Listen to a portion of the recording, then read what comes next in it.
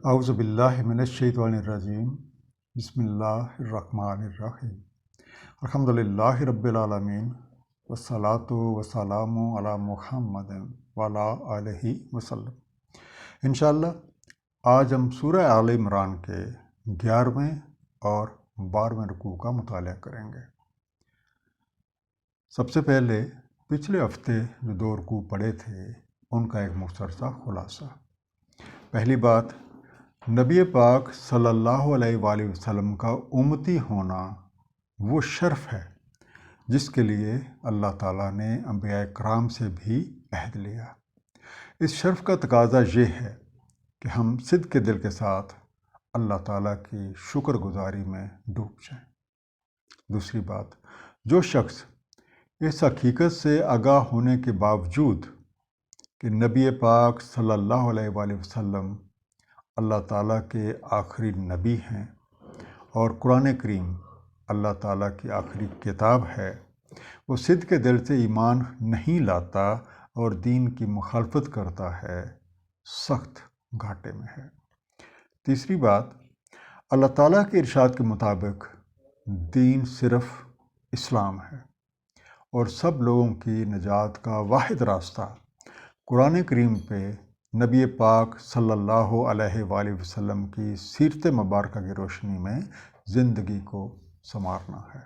جو لوگ اس حقیقت کو تسلیم کر کے اس پہ صدق کے دل کے ساتھ عمل پیرا ہو جاتے ہیں، وہ اپنے لیے خوشی اور راحت کا انتظام کر لیتے ہیں، جبکہ اس کا انکار کرنے والے اور اس کی مخالفت کرنے والے کسی اور کا نہیں بلکہ اپنا ہی نقصان کرتے ہیں۔ کچھ لوگ دشمنان اسلام کی باتوں میں آ کے مرتد ہو جاتے ہیں۔ اگر وہ سچے دل سے توبہ کر لیں، اپنے احوال کی اصلاح کر لیں تو اللہ تعالیٰ انہیں معاف فرما دیتے ہیں، لیکن جو حالت کفر میں ہی مر جائے وہ ایک سخت عذاب کا مستحق ہو جاتا ہے۔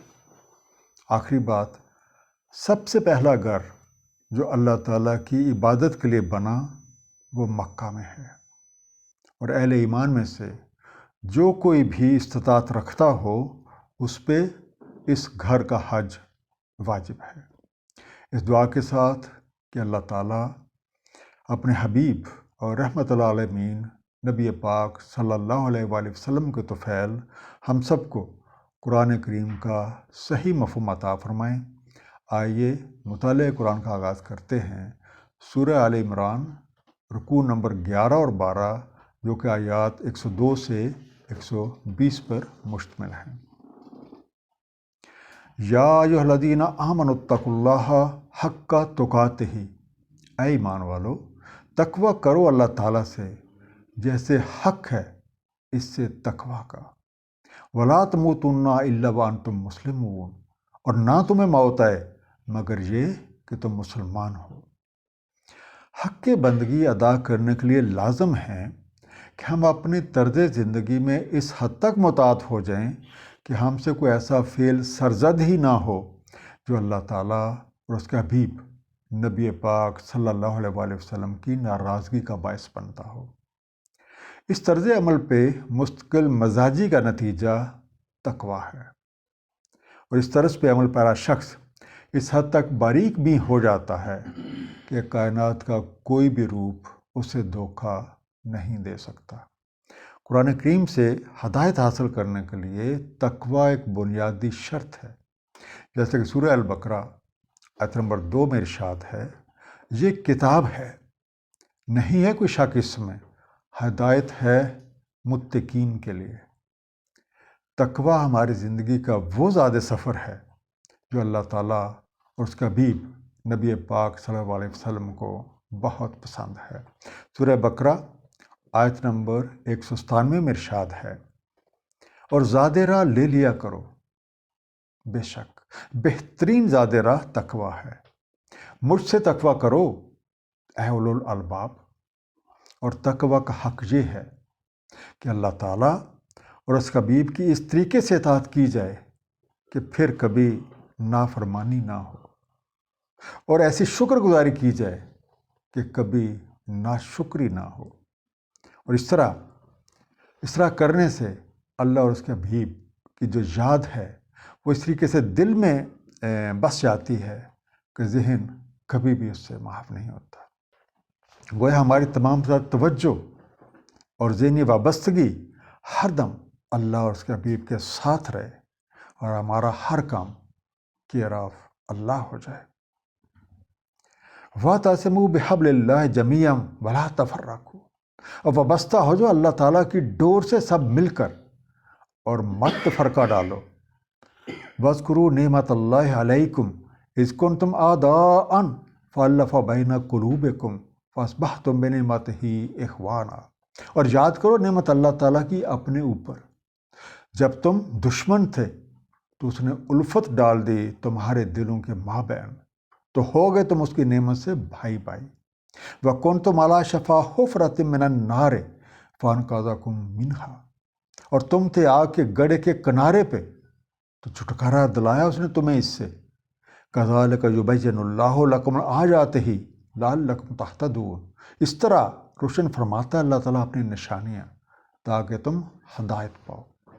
تو پہلا جو انڈر لائن لفظ ہے بحبل، حبل عام طور پہ رسی کو بھی کہا جاتا ہے یا کوئی بھی باندھنے کی چیز، اس سے آپ سہارا بھی مراد لے سکتے ہیں، دی کارڈ روپ۔ دوسرا لفظ جمیان، اس کا روٹ جمع ہے، سب سارے مل کے، آل ٹوگیدر۔ فَأَلَّفَ، موافقت کر دی، الفت پیدا کر دی، دین ہی میڈ فرینڈشپ۔ اخواناً، بھائی بھائی، برادرز۔ شفا، کنارہ، اور انگلش میں آپ کہیں گے برنک۔ حفرہ، گڑھا، اپٹ۔ فَأَنْقَذَكُمْ، اس نے تمہیں چھڑایا، اس نے تمہیں بچا لیا۔ تو حبل اللہ سے مراد اللہ تعالیٰ کی توحید ہے، اور یہ وہ نقطہ ہے جس سے کوئی بھی ذی شعور انسان انکار نہیں کر سکتا، اور اسی کی تعلیم تمام انبیاء کرام نے اپنی اپنی امتوں کو دی۔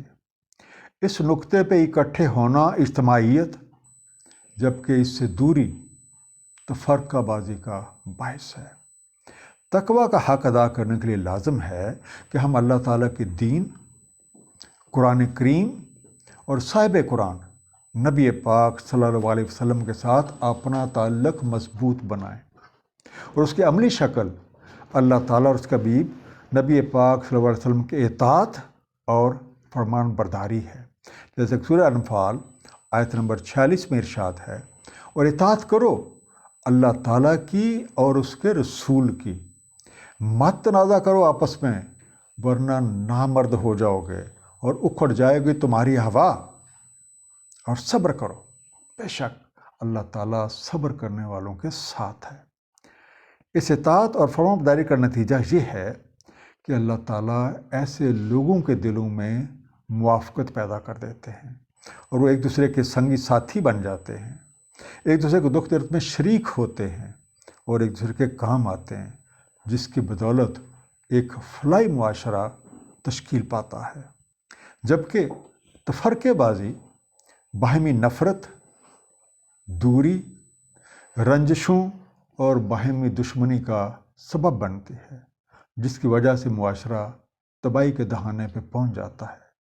اور تاریخ میں یہ مثالیں موجود ہیں کہ کس طرح جو لوگ ایک دوسرے کے جانی دشمن تھے لیکن دین اسلام نے انہیں بھائی بھائی بنا دیا، اور بوجہ کفر جو لوگ تباہی اور بربادی کے دہانے پہ تھے تو اللہ تعالیٰ نے ایمان کی بدولت انہیں نجات دی۔ وَلْتَكُن مِّنكُمْ أُمَّةٌ يَدْعُونَ إِلَى الْخَيْرِ، اور چاہیے کہ تم میں رہے ایک امت دعوت دیتی خیر کی، وَيَأْمُرُونَ بِالْمَعْرُوفِ وَيَنْهَوْنَ عَنِ الْمُنكَرِ، اور امر کرتی معروف کا اور منع کرتی منکرات سے۔ فَأُولَٰئِكَ هُمُ الْمُفْلِحُونَ، اور یہی ہیں فلاح پانے والے۔ وَلْتَكُن، اور چاہیے کہ ہو، and let there be، امتن، ایک گروہ، کچھ لوگ، a group of people۔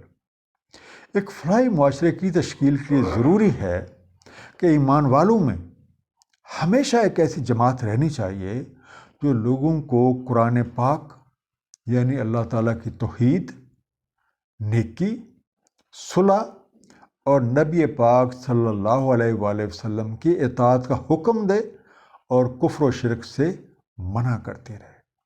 اس دعوت کا عملی طریقہ تحریر اور تقریر بھی ہیں، لیکن سب سے کارگر طریقہ عملی نمونہ ہے، جس سے متاثر ہو کے لوگ اس دعوت کی طرف کھینچے چلے آتے ہیں اور یہ کام سر انجام دینے والے فلاح پا لیتے ہیں۔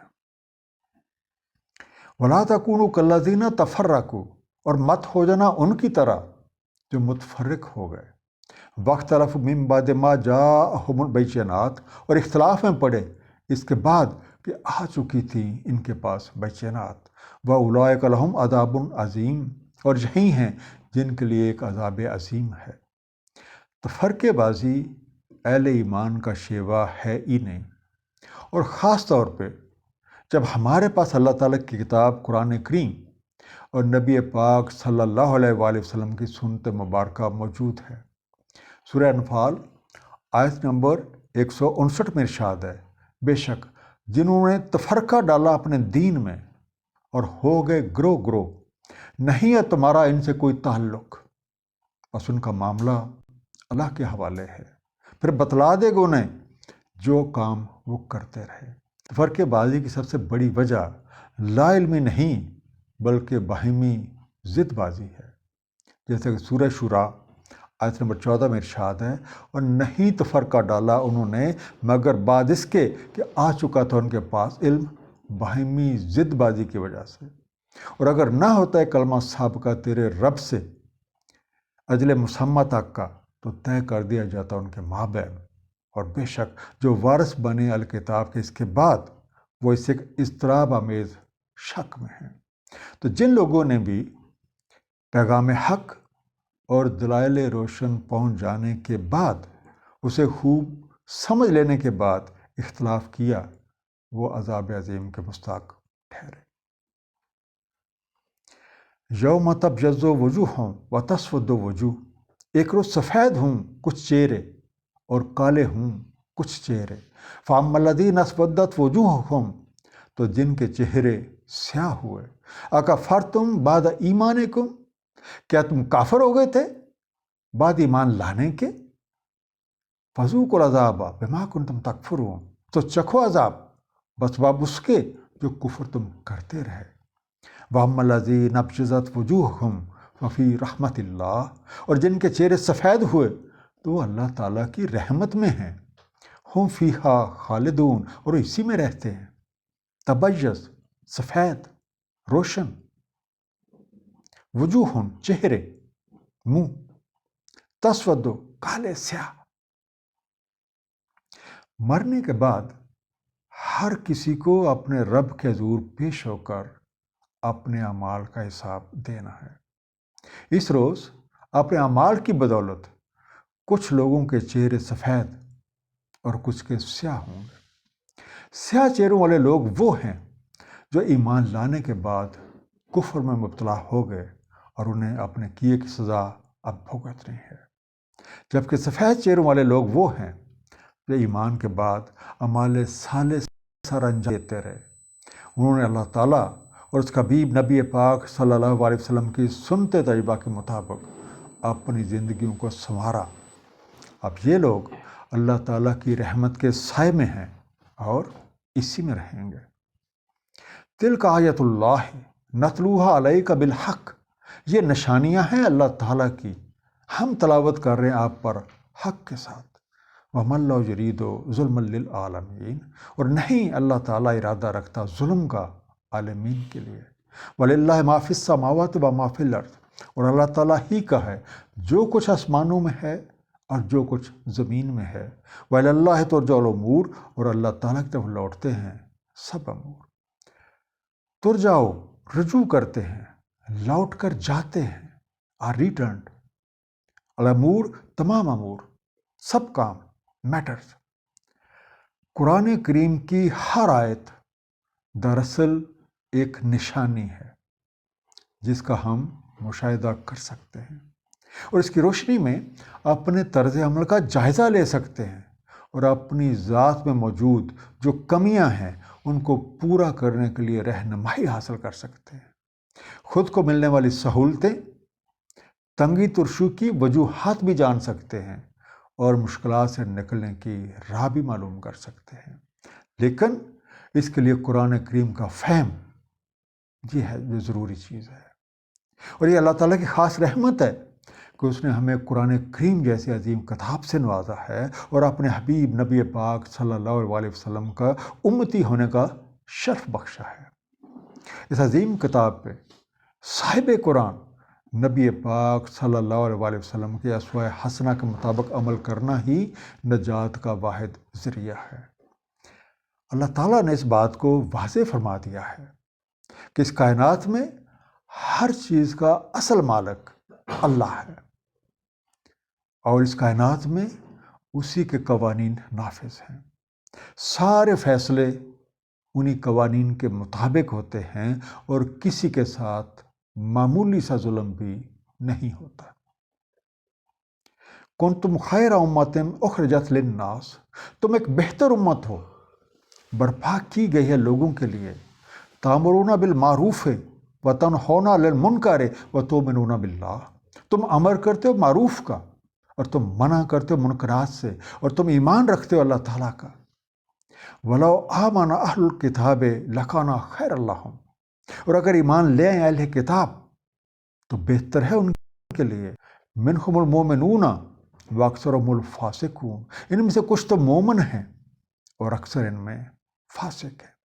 خیر امتن، ایک بہترین امت، بیٹر گروپ آف پیپل، اخرجت، نکال کھڑی گئی، براٹ آؤٹ، تنہونا، تم روکتے ہو، باز رکھتے ہو، المنکر، انجانی، اجنبی چیزیں۔ امت مسلمہ کی امتیازی خصوصیت کی بنیاد 3 چیزیں ہیں۔ سب سے پہلی چیز امر بالمعروف، خود بھی اچھے کام کرنا اور دوسروں کو بھی اچھے کاموں کا حکم دینا۔ دوسری بات نہی عن المنکر، خود بھی کفر و شرک اور نافرمانی سے بچنا اور دوسروں کو بھی برے کاموں سے روکنا۔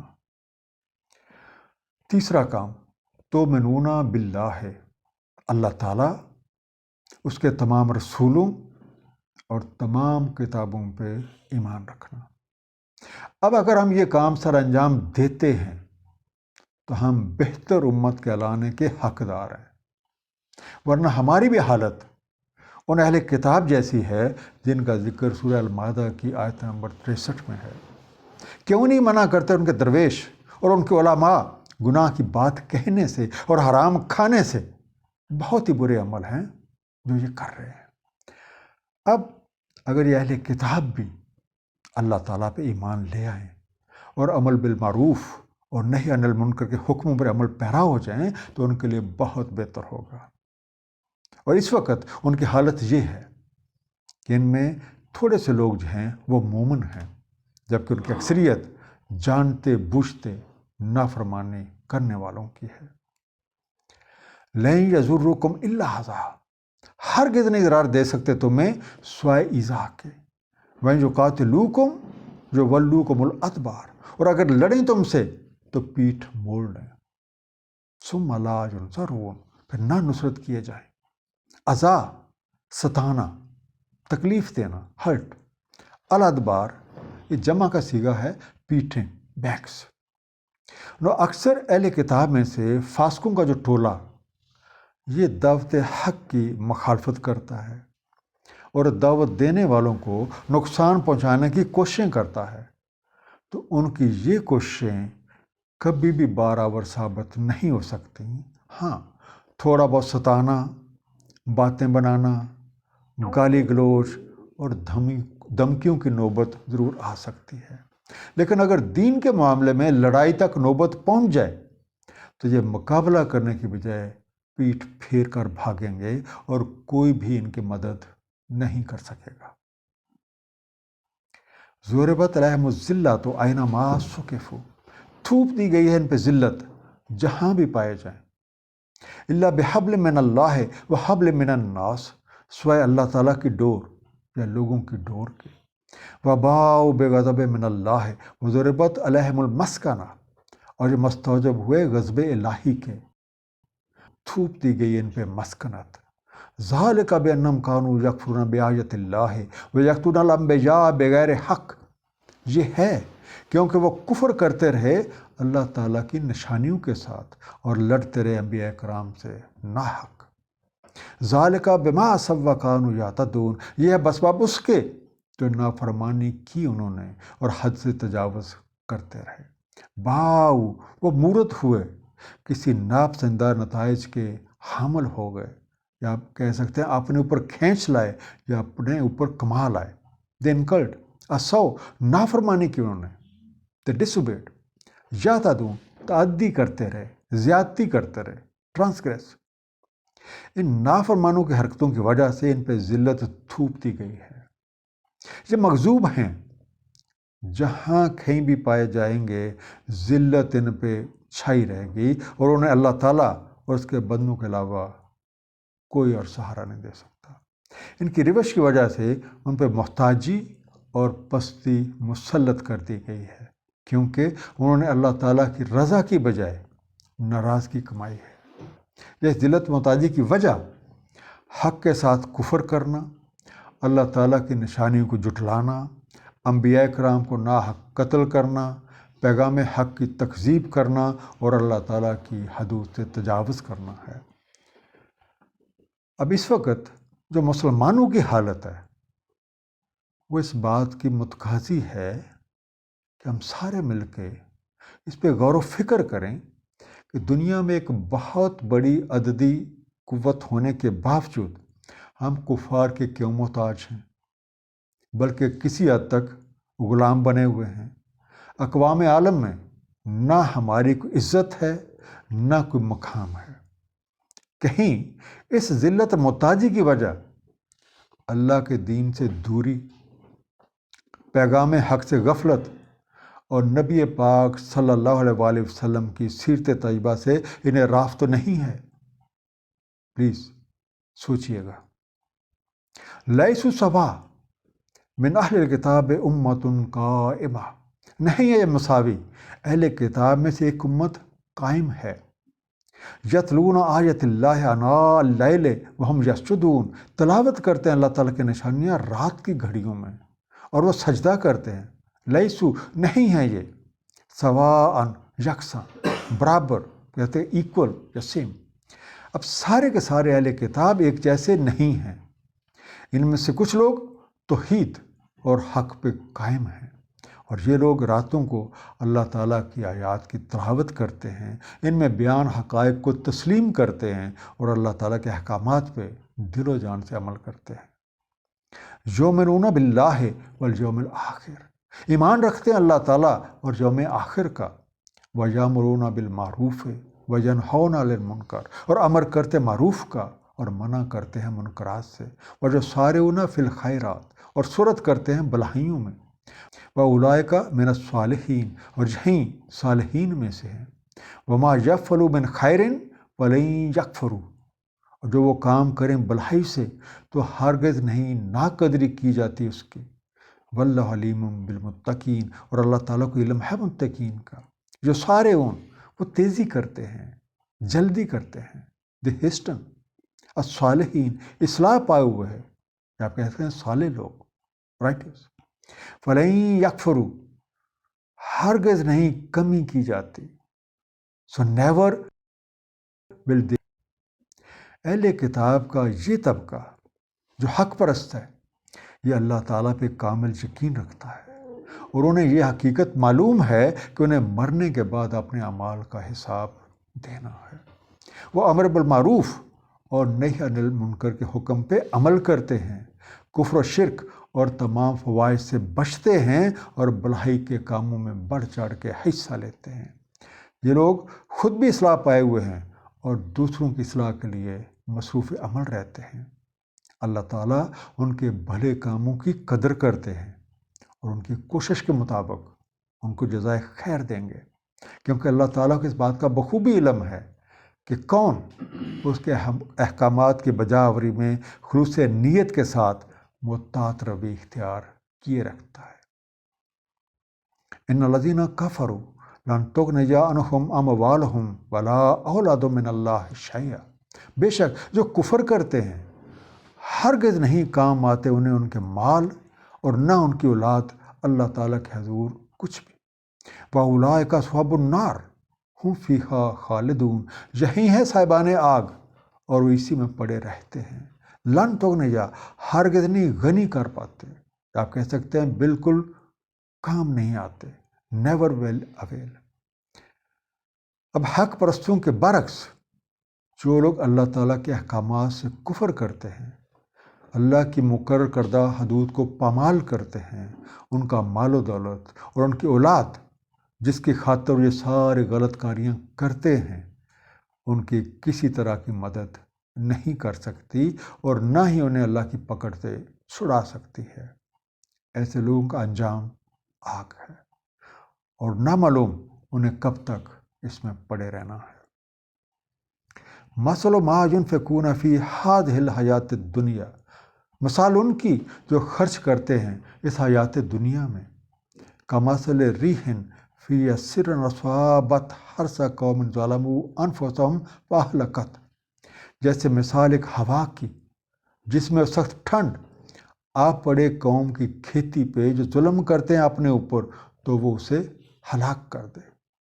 وما ظلمهم اللہ ولکن انفسهم یظلمون، نہیں ظلم کیا ان پہ اللہ تعالیٰ نے لیکن وہ خود اپنے اوپر ظلم کرتے رہے۔ ریحن ہوا، ایئر، سرن سخت سردی یا آپ کہہ سکتے ہیں پالا، انگلش میں کہتے ہیں فراسٹ، ہرسا کھیتی۔ یہ نافرمان اپنے مال و اسباب اور اپنی تمام صلاحیتیں اس دنیا کو کمانے میں خرچ کر دیتے ہیں اور اپنی استگ و دو میں احکامات الہیہ کو پس پش ڈالے رکھتے ہیں، گویا آخرت سے بالکل غافل رہتے ہیں۔ جو کچھ بھی یہ خرچ کرتے ہیں اس کی مثال اس کھیتی کی مانند ہے جس پہ ایک سخت ٹھنڈی ہوا پڑے اور وہ ساری کھیتی برباد ہو جائے۔ یہ سخت ٹھنڈی ہوا در حقیقت ان کا کفر اور شرک ہے جو اعمال کی کھیتی کو تباہ و برباد کر دیتا ہے اور ان کے حصے کچھ نہیں آتا۔ یہ ظلم انہوں نے خود اپنے اوپر ڈھایا ہے اور اس کے وہ خود ذمہ دار ہیں۔ یا ایھا الذین آمنوا لا تتخذوا بطانۃ من دونکم، اے ایمان والو نہ بناؤ اپنا بھیدی اپنوں کے سوا کسی کو۔ لا یعلونکم خبالا ودوا ما عنتم، نہ کسر چھوڑیں تمہاری خرابی میں، یہ آرزو مند ہیں جو تمہیں پریشانی ہو۔ قد بدت البغضاء من افواہہم، جھلک رہا ہے ان کا بغض ان کے منہ سے۔ وما تخفی صدورہم اکبر، اور جو مخفی ہے ان کے سینوں میں کہیں بڑھ کے ہے۔ قد بینا لکم الآیات ان کنتم تعقلون، تحقیق ہم نے روشن کر دی ہیں تمہارے نشانیاں اگر تم عقل رکھتے ہو۔ بطانۃ رازداں، انٹیمیٹس، لا یعلونکم خبالا، کوئی موقع ہاتھ سے جانے نہیں دیتے تمہارے نقصان کا، جب کہتے کوئی کسر نہیں چھوڑتے۔ they will not spare you to ruin۔ ودو وہ خواہش مند ہیں، they wish۔ انتم تکلیف میں پڑو، تمہیں کوئی پریشانی ہو، ڈسٹریس یو۔ بدت ظاہر ہو گئی، نکل پڑی، has become apparent۔ البغضاء نرز جو سینوں میں چھپا ہوا ہے، hatred۔ افواہہم ان کے منہ سے، their mouth۔ اہل ایمان کے لیے تو یہ جائز ہی نہیں ہے کہ وہ اپنوں کو چھوڑ کے اللہ کے نافرمانوں کو اپنا قریبی دوست اور رازداں بنائیں۔ انہیں معلوم ہونا چاہیے کہ یہ لوگ اہل ایمان کے خیر خواہ نہیں ہیں، بلکہ یہ تو ہر دم ان کو نقصان پہنچانے کی کوششوں میں لگے رہتے ہیں۔ ان کے سینوں میں انتہائی درجے کا بغض بھرا ہوا ہے اور اکثر اس کا اظہار ان کے منہ سے گالم گلوچ کی صورت میں ہوتا رہتا ہے۔ یہ ان کی حسد کی نشانی ہے۔ اللہ تعالیٰ نے کمال مہربانی سے ایسے لوگ کی نشانیاں قرآن کریم میں کھول کر بیان کر دی ہیں، اور عقل مند لوگ تھوڑا سا غور و فکر کر کے ایسے لوگوں کو پہچان سکتے ہیں۔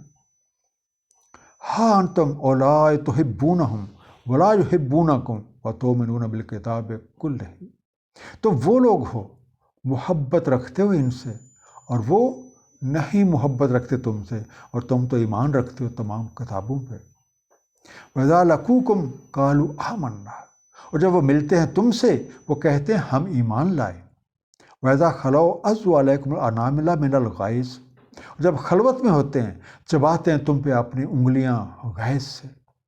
قُلْ مُوتُوا بِغَیظِکُمْ، کہتے ہیں مرو اپنے غیظ میں۔ ان اللہ علیم بذات الصدور، بے شک اللہ تعالیٰ کو علم ہے سینوں کی ذات کا۔ عضو کاٹ کھاتے ہیں، دے بائٹ، الانامل انگلیوں کے پور، فنگر ٹپس، الغائز اندرونی غصہ، ریچ، بذات الصدور اصل چیز، سینوں والی بات، سینوں والی ذات۔ اہل ایمان صاف دل لوگ ہیں، ان کی حالت یہ ہے کہ وہ اہل کتاب سے محبت رکھتے ہیں، تمام انبیاء کرام اور ان پر نازل ہونے والی کتابوں پہ ایمان رکھتے ہیں اور دوسروں کی بھلائی کے خواہش مند ہیں۔ لیکن دوسری طرف رویہ اس کے بالکل الٹ ہے، انہیں نہ تو مسلمانوں سے کوئی محبت ہے، نہ قرآن کریم کا کوئی شوق ہے، اور نہ ہی انہیں صاحب قرآن یعنی نبی پاک صلی اللہ علیہ وآلہ وسلم سے کوئی لگاؤ ہے۔ ان کی منافقت کا یہ عالم ہے کہ جب اہل ایمان سے ملتے ہیں تو کہہ دیتے ہیں کہ ہم رسول اکرم صلی اللہ علیہ وآلہ وسلم اور قرآن کریم پہ ایمان لائے ہیں، اور آپ کی نعت اور صفت تو ہماری کتابوں میں موجود ہے۔ لیکن جب یہ مسلمانوں سے الگ ہو کے اپنے ہمنواؤں کے ساتھ ہوتے ہیں تو غیظ و غضب میں اپنی ہی انگلیاں چباتے ہیں۔ اللہ تعالیٰ ان کے سینوں میں بھرے ہوئے کینے اور ان کے دوگلے پن کو خوب جانتا ہے، اور ان کے طرز عمل کا مقصد دھوکہ دہی ہے۔ جیسے سورہ البقرہ آیت نمبر 9 میں ارشاد ہے، دغا بازی کرتے ہیں اللہ سے اور ایمان والوں سے، اور دراصل کسی کو دغا نہیں دیتے مگر اپنے آپ کو، لیکن انہیں اس کا شعور نہیں ہے۔ ان تمسسکم حسنۃ تسؤہم، اگر تمہیں چھو جائے کوئی اچھائی تو برا لگے انہیں۔ وَإِن تُصِبْكُمْ سَیِّئَةٌ یفرحوا بِہَا، اور اگر تمہیں پہنچے کوئی برائی انہیں فرت ہوتی ہے اس سے۔ وَإِن تَصْبِرُوا وَتَتَّقُوا لَا يَضُرُّكُمْ كَیدُہُمْ شَیْئًا، اور اگر تم صبر کرو اور احتیاط برتو نہیں ضرار دے سکتی تمہیں ان کی تدابیر کچھ بھی۔ ان اللہ بما یعملون محیط، بے شک اللہ تعالیٰ جو اعمال وہ کر رہے ہیں ان کا احاطہ کیے ہوئے ہے۔ تمسسکم چھوئے، مل جائے، آ لگے، ٹچز یو۔ تسؤہم انہیں بری لگتی ہے، اٹ گریوز دیم۔ یفرحوا انہیں خوشی ہوتی ہے، ریجائز۔ قائدہم ان کے ہیلے، دیر پلاٹس، دیر اسکیمز۔ اب ان دوگلے لوگوں کی حالت یہ ہے کہ اگر اہل ایمان کو کوئی کامیابی ملتی ہے یا کوئی بھلائی ملتی ہے تو انہیں انتہائی دکھ پہنچتا ہے، اور اگر اہل ایمان کا کوئی نقصان ہوتا ہے تو انہیں دلی مسرت ہوتی ہے۔ ان کی چالوں سے محفوظ رہنے کا طریقہ یہ ہے کہ رائے عمل کی مشکلات کا ڈٹ کر مقابلہ کیا جائے، اور اللہ تعالیٰ کے احکامات کی بجاوری کو یقینی بنایا جائے، اور دشمن سے معاملات میں احتیاط برتی جائے۔ ایسی صورت میں ایسے دشمنوں کی چالیں اہل ایمان کا کچھ نہیں بگاڑ سکتے، اور اہل ایمان کو یہ یقین ہونا چاہیے کہ ان کی تمام حرکات و سکنات اور ان کی تمام چالیں اللہ تعالیٰ کو خوب معلوم ہے۔ مختصر خلاصہ ان دونوں رکوع کا جو ابھی ہم نے پڑھے، تقویٰ کا حق یہ ہے کہ اللہ تعالیٰ اور اس کا حبیب کی اس طرح سے اطاعت کی جائے کہ کبھی نافرمانی نہ ہو، اور ایسی شکر گزاری کی جائے کہ کبھی ناشکری نہ ہو۔ اس طرح سے ان کی یاد دل میں بس جائے کہ کبھی ذہن سے معاف نہ ہو۔ توحید وہ نقطہ ہے جو بین المذاہب ہم آگے کی بنیاد ہے۔ اس کا تقاضا یہ ہے کہ اللہ وحدہ لا شریک پہ ایمان لایا جائے، اس کی ذات اور صفات میں کسی کو بھی شریک نہ ٹھہرایا جائے۔ امت مسلمان کا امتیاز اللہ تعالیٰ پہ ایمان، امر بالمعروف اور نہی عن المنکر ہے، اور یہی وہ طریقہ ہے جسے اپنا کر ہم دنیا اور آخرت میں سرخرو ہو سکتے ہیں۔ اہل کتاب کے لیے پیغام حق کو پہچاننا آسان ہے، لیکن ان کی اکثریت دین اسلام سے مخالفت پہ تلی رہتی ہے اور نت نئے حربوں سے اہل ایمان کو برگشتہ کرنے کی چالیں چلتی رہتی ہے، جبکہ ان میں سے کچھ لوگ وہ بھی ہیں جو قرآن کریم کی حقانیت کو مانتے ہیں، نبی کریم صلی اللہ علیہ وسلم سے محبت اور عقیدت رکھتے ہیں، امر بالمعروف اور نہی عن المنکر کے حکم پہ عمل پیرا رہتے ہیں۔ اللہ تعالیٰ ایسے لوگوں کو بہترین جزا عطا فرمائیں گے۔